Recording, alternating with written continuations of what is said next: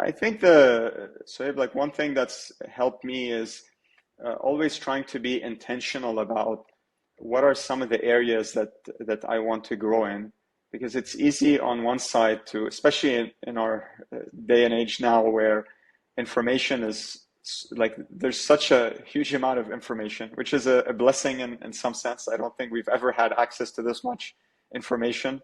But at the same time, it becomes a curse in respect there's too much out there. And so I always like to think, for example, as I'm thinking about the next quarter or maybe this year itself, what are some topics that I'm interested to go deeper in, and how do I curate my sources, whether these are people, whether these are, books, courses, podcasts, whatever else that I'm going to go deeper in. And also, how do I couple that with some amount of application? Because I also feel that just consuming just sheer bites of information is not really helpful or useful in of it itself.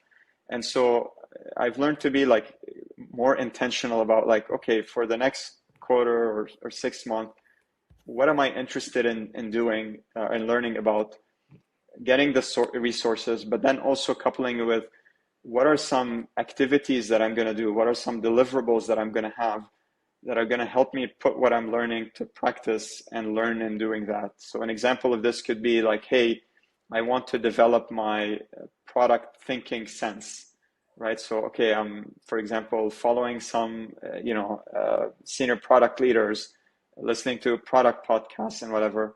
But then at work, I'm trying to write like a PR FAQ in terms of like, for example, to launch a new product, to start putting that into practice and whatnot. So that's kind of at least what I found to be useful.